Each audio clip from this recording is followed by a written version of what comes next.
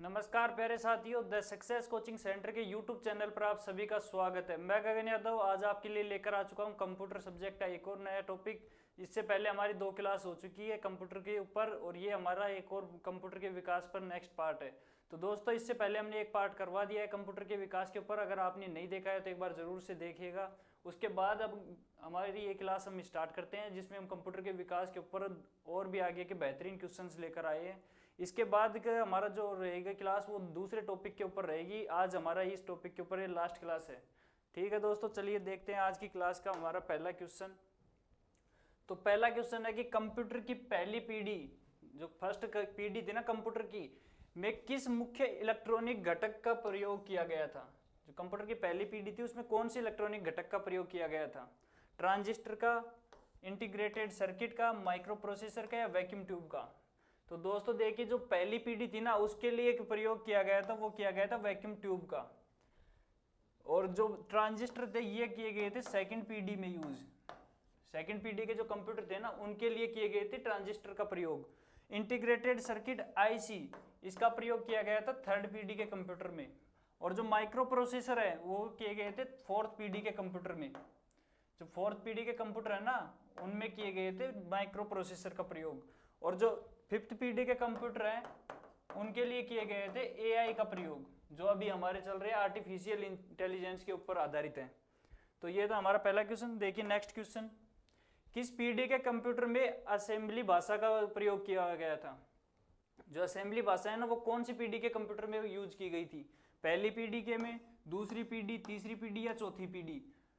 तो देखिए दोस्तों, जो असेंबली भाषा थी ना वो यूज की गई थी दूसरी पीढ़ी के कंप्यूटर में। जो पहली पीढ़ी के कंप्यूटर थे उनमें मशीन भाषा का प्रयोग किया गया था, और जो सेकंड पीढ़ी का कंप्यूटर था उसमें किया गया था असेंबली भाषा का प्रयोग। चलिए देखते हैं नेक्स्ट क्वेश्चन। नेक्स्ट क्वेश्चन है कि इंटीग्रेटेड सर्किट आईसी का आविष्कार किसने किया था, जिसका उपयोग तीसरी पीढ़ी के कंप्यूटर में हुआ था? जो तीसरी पीढ़ी के कंप्यूटर में यूज होने वाला आईसी है ना उसका जो खोज है वो किसने की थी? जॉन वॉन न्यूमैन ने, जैक किबली ने, गार्डन मूर ने या चार्ल्स बेबेज ने? तो दोस्तों, जो आईसी की आविष्कार करता है वो कौन है? वो है जैक किबली। और जॉन वॉन न्यूमैन है, इन्होंने किया था, एक सेकंड, जैक किबली थे जिन्होंने आईसी का आविष्कार किया था। इसके आने से कंप्यूटर के आकार में छोटा हो गया और उसका जो स्पीड थी वो दुगनी हो गई, मतलब कि स्पीड में तेजी हो गई और उसका आकार था वो कम हो गया। और चार्ल्स बेबेज ने किसका आविष्कार किया था? इन्होंने किया था एनालिटिक इंजन का। कब किया था? इन्होंने किया था 1833 में, जिसके लिए प्रोग्रामिंग की थी एडा लवलेस ने, इसलिए उन्हें मदर ऑफ कंप्यूटर कहा जाता है। और चार्ल्स बेबेज को आधुनिक युग के कंप्यूटर का पिता कहा जाता है। तो दोस्तों देखिए नेक्स्ट क्वेश्चन। नेक्स्ट क्वेश्चन है हमारा, माइक्रो प्रोसेसर का उपयोग कंप्यूटर की किस पीढ़ी का मुख्य विशेषता है? जो माइक्रो प्रोसेसर था ना वो किस पीढ़ी के कंप्यूटर में यूज किया गया था? दूसरी पीढ़ी, तीसरी पीढ़ी, चौथी पीढ़ी या पांचवी पीढ़ी? तो देखिए दोस्तों, जो माइक्रो प्रोसेसर था ना वो किया गया था चौथी पीढ़ी के कंप्यूटर में यूज किया गया था। दूसरी पीढ़ी के कंप्यूटर में किया गया था ट्रांजिस्टर का प्रयोग। तीसरी पीढ़ी का जो कंप्यूटर था उसमें किया गया था आईसी, इंटीग्रेटेड सर्किट का प्रयोग। और जो पांचवी पीढ़ी है इसके अंदर किया गया था एआई का, जो अभी हमारे रनिंग में है ना वो है एआई के ऊपर आधारित। नेक्स्ट क्वेश्चन देखिए, कृत्रिम बुद्धिमत्ता और प्राकृतिक भाषा प्रोसेसिंग पर किस पीढ़ी में काम करती है? जो एआई है ना वो कौन सी पीढ़ी में है? तीसरी पीढ़ी, चौथी पीढ़ी, पांचवी पीढ़ी या छठी पीढ़ी? तो छठी पीढ़ी तो अभी आई नहीं। जो पांचवी पीढ़ी के कंप्यूटर है ना उनमें एआई का प्रयोग किया जाता है। तीसरी पीढ़ी में किसका प्रयोग किया जाता है? वो किया जाता है इंटीग्रेटेड सर्किट आईसी का। और जो चौथी पीढ़ी थी उसमें किया गया था माइक्रो प्रोसेसर, जो कि सर्वप्रथम बनाया था इंटेल कंपनी ने। इंटेल कंपनी ने बनाया था। कौन सा बनाया था? C4004, 4004। और कब बनाया था? ये बनाया था 1971 में। देखिए दोस्तों, इस पे भी कई बार क्वेश्चन आ जाए। तो पहला माइक्रो प्रोसेसर था वो कौन सी कंपनी द्वारा बनाया गया, कब बनाया गया, इस पे भी क्वेश्चन कई बार आ जाते हैं। तो देखिए दोस्तों, हमारा जो नेक्स्ट क्वेश्चन रहने वाला है, सुपर कंप्यूटर मुख्य रूप से किस के लिए प्रयोग किए जाते हैं? जो सुपर कंप्यूटर है वो किस चीज में प्रयोग किए जाते हैं? घरेलू उपयोग में, बड़े व्यवसायों में, मौसम के पूर्वानुमान में, वर्ड प्रोसेसिंग या इंटरनेट ब्राउजिंग में? तो जो सुपर कंप्यूटर है उनका प्रयोग किया जाता है मौसम का पूर्वानुमान और वैज्ञानिक सिमुलेशन में। घरेलू उपयोग में किया जाता है वो किया जाता है माइक्रो कंप्यूटर का प्रयोग। बड़े व्यवसायों में इनमें किया जाता है मेन फ्रेम कंप्यूटर का प्रयोग। नेक्स्ट क्वेश्चन देखिए, मेन फ्रेम कंप्यूटर का उपयोग किस तरह के संगठन में करते हैं? छोटे घर आधारित व्यवसाय, स्कूल और कॉलेज, बड़े बैंक, एयरलाइन आरक्षण प्रणाली और सरकारी विभाग, या व्यक्तिगत गेमिंग। तो जो मेन फ्रेम कंप्यूटर है वो प्रयोग किए जाते हैं बड़े बैंक हो गए, एयरलाइन आरक्षण प्रणाली हो गई और सरकारी विभाग हो गए, इनमें प्रयोग किया जाता है मेन फ्रेम कंप्यूटर का। व्यक्तिगत गेमिंग, स्कूल और छोटे व्यवसायों में किसका किया जाता है? इसमें किया जाता है माइक्रो कंप्यूटर का प्रयोग। नेक्स्ट क्वेश्चन देखिए, पर्सनल कंप्यूटर पीसी किस प्रकार के कंप्यूटर की श्रेणी में आते हैं? जो हमारा पीसी है वो किस पीढ़ी में आता है, मतलब कि किस तरह के कंप्यूटर में आता है? तो दोस्तों ये आता है हमारा माइक्रो कंप्यूटर की श्रेणी में। ये किस आधार पे बांटे जाते हैं? ये बांटे जाते हैं आकार के आधार पे। जो कंप्यूटर के आकार के आधार पर इन्हें बांटा जाता है। कितने भागों में बांटा गया है? 4 भागों में बांटा गया है। पहला होता है super computer, second main frame, third होता है मिनी कंप्यूटर, और जो फोर्थ होता है वो होता है हमारा माइक्रो कंप्यूटर। सुपर कंप्यूटर का प्रयोग किया जाता है वैज्ञानिक संगठनों में खोज वगैरह के लिए। सुपर कंप्यूटर होते हैं उनका प्रयोग जैसे छोटे व्यवसाय हो गए, जैसे एयरलाइंस हो गई, कोई सरकारी विभाग हो गया, उनमें प्रयोग किए जाते हैं। जो मिनी कंप्यूटर होते हैं वो मेन फ्रेम से छोटे और माइक्रो कंप्यूटर से थोड़े बड़े होते हैं। और जो हमारे माइक्रो कंप्यूटर होते हैं जैसे लैपटॉप हो गया, पर्सनल कंप्यूटर हो गया, ऐसे में जो प्रयोग होते हैं वो होते हैं माइक्रो कंप्यूटर। ये 4th पीढ़ी के कंप्यूटर होते हैं। नेक्स्ट क्वेश्चन देखिए, एनालॉग कंप्यूटर किस प्रकार के डेटा पर काम करता है? जो एनालॉग है ना वो किस प्रकार के डेटा पे काम करता है? बाइनरी डेटा पे करता है, असेंबल असंतर डाटा पे करता है, निरंतर भौतिक पे करता है, या फिर डिजिटल डेटा पे करता है? तो बताइए दोस्तों किस पे करता है? जो एनालॉग कंप्यूटर होता है वो किस पे कार्य करता है? तो दोस्तों जो एनालॉग कंप्यूटर वो किस प्रकार से बांटा गया है? ये बांटा गया है कार्य प्रणाली के आधार पे। कंप्यूटर का जो भाग है ना वो कार्य प्रणाली के आधार पे बांटा गया है। ये कार्य प्रणाली के आधार पर कितने भागों में बांटा गया है? ये बांटा गया है 3 भागों में। पहला होता है एनालॉग, दूसरा होता है हमारा डिजिटल, और तीसरा जो हमारा होता है वो मिक्स होता है इन दोनों का। जो एनालॉग कंप्यूटर होता है वो करता है भौतिक राशियों पर आधारित होता है, जैसे दाब हो गया, ताप हो गया, इन पर आधारित होता है। जो डिजिटल कंप्यूटर होता है वो होता है बाइनरी कोड पर आधारित, जैसे 0-1 बाइनरी कोड पे। और जो मिश्रित होता है वो इन दोनों पर आधारित होता है, जो कि बाइनरी कोड पे भी कार्य करता है और एनालॉग जैसे दाब ताप जैसी भौतिक राशियों पर भी आधारित होता है। आपने देखा होगा आईसीयू में जो मॉनिटर होता है वही मिश्रित में आता है, वो दोनों पर आधारित होता है। चलिए दोस्तों नेक्स्ट क्वेश्चन देखते हैं। नेक्स्ट क्वेश्चन है, दूसरी पीढ़ी के कंप्यूटर में स्टोरेज के लिए किस तकनीक का प्रयोग किया जाता है? जो दूसरी पीढ़ी के कंप्यूटर थे ना उनमें स्टोरेज के लिए कौन सी तकनीक का उपयोग किया जाता था? पंच कार्ड का, मैग्नेटिक ड्रम का, या मैग्नेटिक कोर और मैग्नेटिक टेप का, या सॉलिड स्टेट ड्राइव का?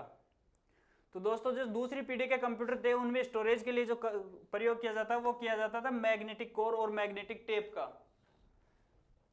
नेक्स्ट क्वेश्चन देखिए, निम्नलिखित में से कौन सा सिस्टम सॉफ्टवेयर का उदाहरण है? जो सिस्टम सॉफ्टवेयर होता है ना उसका उदाहरण पूछा गया है। माइक्रोवर्ड, गूगल क्रोम, एंटीवायरस सॉफ्टवेयर, या ऑपरेटिंग सॉफ्टवेयर? तो दोस्तों जो सिस्टम सॉफ्टवेयर है वो होता है ऑपरेटिंग सिस्टम। सॉफ्टवेयर को 2 भागों में बांटा गया है। जो सॉफ्टवेयर है उसे 2 भागों में बांटा गया है। एक तो एप्लीकेशन सॉफ्टवेयर,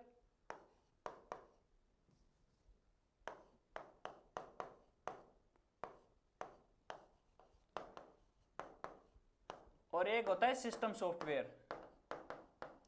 एप्लीकेशन सॉफ्टवेयर जैसे हमारा क्रोम हो गया, कोई गेम हो गया, या फिर वर्ड वगैरह हो गया, तो ये होता है हमारा एप्लीकेशन सॉफ्टवेयर। और जो सिस्टम सॉफ्टवेयर होते हैं वो होते हैं OIS हो गया, मैक OS हो गया, लिनक्स हो गया, जेनिक्स हो गया, ये होते हैं जो हमारे क्या होते हैं सिस्टम सॉफ्टवेयर। नेक्स्ट देखिए दोस्तों, नेक्स्ट क्वेश्चन, वह कंप्यूटर मेमोरी जो अस्थिर होती है यानी बिजली बंद होती है अपना डेटा खो देती है वो क्या कहलाती है? कौन सी मेमोरी है? रोम है, हार्ड डिस्क ड्राइव है, रैंडम एक्सेस मेमोरी है, सॉलिड स्टेट ड्राइव है? तो देखिए दोस्तों जो रैम है ना, वो अपना डेटा बिजली कट होते ही अपना डेटा खत्म कर देती है। जो कंप्यूटर अभी वर्तमान में चलता रहता है ना, उस पर ये आधारित होती है, उसका डाटा ये स्टोर करके रखती है। जैसे ही बिजली जाती है उसके बाद इसमें जितना भी डाटा रहता है वो समाप्त हो जाता है। रोम हो गई, हार्ड डिस्क एचडीडी हो गई, एचडीडी हो गई, ये होती है मतलब कि इनमें परमानेंट स्टोर होता है, इनका डाटा बिजली जाने के बाद भी खत्म नहीं होता।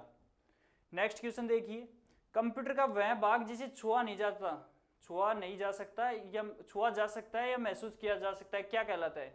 सॉफ्टवेयर कहलाता है, हार्डवेयर, फ्रेमवेयर या फेरीवेल? तो दोस्तों वो कहलाता है हार्डवेयर, जिसे हम छू सकते हैं, जिसे हम देख सकते हैं। जैसे हमारा मॉनिटर हो गया, कीबोर्ड हो गया, माउस हो गया, सीपीयू हो गया, तो ये क्या है? ये है हार्डवेयर, जिन्हें हम देख भी सकते हैं और छू भी सकते हैं।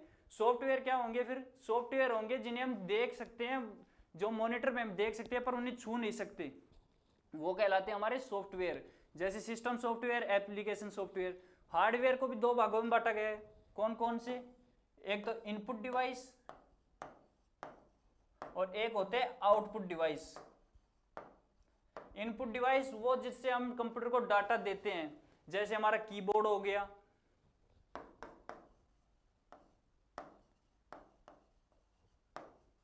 माउस हो गया और स्कैनर हो गया। इस प्रकार के जो डिवाइस है वो क्या कहलाते हैं? इनपुट डिवाइस कहलाते हैं। आउटपुट डिवाइस जिनसे हमें कंप्यूटर जानकारी, इंफॉर्मेशन निकाल कर देता है, वो डिवाइस क्या कहलाते हैं? वो कहलाते हैं आउटपुट।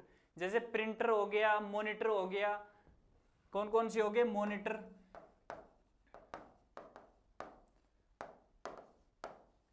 प्रिंटर, ये कुछ एग्जाम्पल इसके। मॉनिटर को एक और नाम से जाना जाता है, वीडीयू के नाम से। कई बार ये भी क्वेश्चन आ जाता है, मॉनिटर का दूसरा नाम, तो ये होता है वीडीयू। वीडीयू का मतलब क्या होता है? विजुअल डिस्प्ले यूनिट, जो हमें डिस्प्ले दिखाती है ना, जैसे एक तरह से टीवी डिस्प्ले होती है, ऐसे कंप्यूटर में भी डिस्प्ले होती है, जिसे क्या कहा जाता है? मॉनिटर।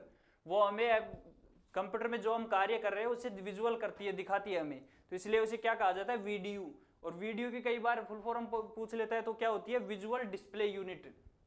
नेक्स्ट क्वेश्चन देखिए, बस शब्द का कंप्यूटर आर्किटेक्चर में किसका प्रतिनिधित्व करता है? जो बस शब्द है ना, वो कंप्यूटर में किस शब्द के लिए किया जाता है? जो बस शब्द है वह स्थान जहां उपयोगकर्ता डेटा स्टोर करके रख सकता है। दूसरा, डेटा और नियंत्रण संकेतों को स्थानांतरित करने वाला पथ एक इनपुट डिवाइस होता है, या फिर कंप्यूटर को ठंडा रखने वाली प्रणाली होती है। तो दोस्तों जो बस होता है वो क्या होता है? डेटा और नियंत्रण संकेतों को स्थानांतरित करने वाला पथ है। जो हम डेटा देते हैं उसको एक जगह से दूसरी जगह स्थानांतरित करता है, वो कौन करता है? वो करता है बस, मतलब कि करता है, उसी पथ को क्या कहा जाता है? बस कहा जाता है। ये एक तरह से पथ होता है। नेक्स्ट क्वेश्चन देखिए, कंप्यूटर की प्राथमिक आउटपुट डिवाइस कौन सी है? जो कंप्यूटर के अभी आपको बताया ना, हार्डवेयर में दो पार्ट होते हैं, एक तो इनपुट डिवाइस और एक आउटपुट डिवाइस। तो जो प्राथमिक आउटपुट डिवाइस है वो किसे माना जाता है? कीबोर्ड को माना जाता है, प्रिंटर को, या मॉनिटर को, या फिर माउस को? तो देखिए दोस्तों, कीबोर्ड हो गया, ये तो हमारा इनपुट डिवाइस हो गया, जिससे हम टेक्स्ट देते हैं। माउस हो गया, ये हमारा इनपुट डिवाइस हो गया, पॉइंटिंग डिवाइस, जिससे हम किसी चीज को सिलेक्ट करते हैं या पॉइंट करते हैं। प्रिंटर है जो हमारा, अगर कंप्यूटर में प्रिंटर नहीं होगा तो भी हम कार्य कर सकते हैं, पर अगर मॉनिटर नहीं होगा तो क्या कोई कार्य कर सकते हैं? जी नहीं, बिल्कुल नहीं कर सकते। तो प्राथमिक जो हमारा आउटपुट डिवाइस होगा वो कौन सा होगा? वो होगा मॉनिटर, जो हमें चीजों को दिखाएगा, डिस्प्ले करके दिखाएगा। नेक्स्ट क्वेश्चन देखिए, किस मेमोरी को केवल पढ़ने के लिए रीड ओनली मेमोरी कहा जाता है? तो कौन सी मेमोरी होती है जिसे रीड ओनली मेमोरी कहा जाता है? रैम होती है, रोम होती है, कैश मेमोरी होती है, या फ्लैश मेमोरी होती है? तो देखिए दोस्तों, जो रीड ओनली मेमोरी कहा जाता है वो किसे कहा जाता है? वो कहा जाता है रोम को। तो रैम को क्या कहा जाता है? इसे कहा जाता है रैंडम एक्सेस मेमोरी। ये अपना बिजली खत्म जाने के बाद अपना डेटा खो देती है। रोम होती है जो स्थायी मेमोरी होती है, जो कि बिजली कट जाने के बाद भी अपना डेटा नहीं खोती। नेक्स्ट क्वेश्चन देखिए, कंप्यूटर में एएलयू का पूरा नाम, जो एएलयू होता है ना, उसकी फुल फॉर्म पूछी है। तो देखिए दोस्तों, ये होता है हमारा सीपीयू कैबिनेट। इसके तीन पार्ट होते हैं मेनली, एक तो एएलयू, एक सीयू और एक होता है मेमोरी। एएलयू की फुल फॉर्म होती है arithmetical logic unit. Arithmetical logic unit ये गणना करती है, जैसे हमने कंप्यूटर को कोई भी गणना दी या फिर कोई भी कार्य दिया तो वो कहाँ पे होती है? वो होती है एएलयू में। इसका फुल फॉर्म क्या होता है? Arithmetical logic unit. ये किस प्रकार की गणना करता है, ये मैथमेटिकल भी करता है और लॉजिकल भी, जैसे प्लस माइनस डिवाइड और इनटू, या फिर equal to, non equal to, less than, greater than, इस प्रकार की भी करता है। जो CU होता है वो उसका कार्य होता है, इसकी फुल फॉर्म होती है कंट्रोल यूनिट। इसकी फुल फॉर्म क्या होती है, कंट्रोल यूनिट। इसका मुख्य कार्य क्या होता है, इसका कार्य होता है संकेतों को, जैसे हमने एक इनपुट दिया तो इनपुट को और जो प्रोसेसिंग होती है उस तक लाने और ले जाने का जो कार्य होता है, जो पथ होता है, जो कार्य करता है, वो कौन करता है, वो करता है CU, कंट्रोल यूनिट। दोस्तों जो मेमोरी होती है उसका कार्य क्या होता है, डेटा को सहेज कर रखना। जो उपयोगकर्ता का डेटा है ना, उसको सहेज कर रखने का जो कार्य किया जाता है वो किसके द्वारा किया जाता है, वो किया जाता है मेमोरी के द्वारा। ये भी दो प्रकार की होती है, एक तो रैम होती है और एक होती है रोम। रैम होती है रैंडम एक्सेस मेमोरी, जो कि बिजली जाने के बाद अपना डेटा खो देती है, यह अस्थायी मेमोरी भी कहलाती है। जो रोम होती है वो स्थायी मेमोरी होती है, रीड ओनली मेमोरी, इसकी फुल फॉर्म हो गई। तो दोस्तों हमें से पूछा है कि ALU का पूरा नाम क्या होता है, तो क्या होता है, अर्थमेटिकल लॉजिक यूनिट। चलिए दोस्तों नेक्स्ट क्वेश्चन के ऊपर चलते हैं। निम्नलिखित में से कौन सा एक इनपुट डिवाइस नहीं है, तो ये हमें 4 ऑप्शन दे रखे हैं, जॉयस्टिक, स्कैनर, स्पीकर और ट्रैक बॉल। तो ये दोस्तों इनमें से हमसे पूछा है कि कौन सा है जो एक इनपुट डिवाइस नहीं है। इसमें से हमें छांटना है कि कौन सा जो डिवाइस है जो आउटपुट डिवाइस है। बताइए दोस्तों कौन सा ये जो आउटपुट डिवाइस है, तो दोस्तों ये है स्पीकर। जो स्पीकर होता है ये कैसा होता है, एक आउटपुट डिवाइस होता है। और आउटपुट डिवाइस किसके लिए प्रयोग किया जाता है, जो स्पीकर होता है ये होता है वॉइस को सुनने के लिए। जो हम वॉइस सुनते हैं ना वो किससे सुनते हैं, स्पीकर से। तो ये क्या हो गया, एक आउटपुट डिवाइस हो गया। जॉयस्टिक, स्कैनर और ट्रैक बॉल ये क्या है, एक इनपुट डिवाइस है। नेक्स्ट क्वेश्चन देखिए, कैश मेमोरी कहाँ स्थित होती है और इसका कार्य ये क्या कार्य करती है। यह SSD पर स्थित होती है और दीर्घकालीन स्टोरेज देती है। जो SSD होती है उसके ऊपर होती है और दीर्घकालीन स्टोरेज देती है। या फिर यह CPU के करीब स्थित होती है और CPU और रैम के बीच की गति को संतुलित करती है। यह एक बाहरी डिवाइस होता है जो बैकअप के लिए प्रयोग किया जाता है। यह एक BIOS स्टोर करती है। तो क्या होती है दोस्तों, जो कैश मेमोरी होती है वो होती है CPU के करीब स्थित होती है, CPU और रैम के बीच की गति को संतुलित करने का कार्य करती है। जो कैश मेमोरी होती है वो क्या करती है, CPU और रैम के बीच की गति को संतुलित करने का कार्य करती है। आज की क्लास का हमारा नेक्स्ट और लास्ट क्वेश्चन देखिए, 1 किलोबाइट में कितने के बाइट होते हैं। जो 1 KB होती है ना उसके अंदर हमें पूछा है कितने बाइट होते हैं, कितने बाइट होते हैं। तो देखिए दोस्तों जो 1 KB होती है ना उसके अंदर कितने बाइट होते हैं, उसके अंदर होते हैं 1024 बाइट। जो 1 KB होती है उसके अंदर कितने बाइट होते हैं, 1024। तो 1024 जो KB होती है वो मिलकर क्या बनाती है, वो बनाती है 1 MB। और दोस्तों जो 1 MB मेगाबाइट, 1024 मेगाबाइट मिलकर क्या बनाती है, जो 1024 MB मिलकर क्या बनाती है, 1 GB, 1 गीगाबाइट। तो इनसे भी कई बार क्वेश्चन आ जाता है, इन्हें भी आप नोट कर लेंगे। तो हमारा जो क्वेश्चन था वो किस पर था, किलोबाइट में बाइट पूछा था। तो ये कितने होंगे, ये होंगे B ऑप्शन होगा इसका राइट आंसर, 1024 बाइट होंगे। ठीक है दोस्तों, आज की क्लास हमारी ये यहाँ पे समाप्त करते हैं। इसका अगर आपको चाहते हैं तो नेक्स्ट पार्ट भी लेकर आएंगे, नहीं तो आज की क्लास हमारी ये लास्ट क्लास रहेगी। ठीक है दोस्तों, मिलते हैं किसी नई क्लास में किसी नए टॉपिक के साथ। तब तक पढ़ते रहिए, मस्त रहिए। जय हिंद, जय भारत।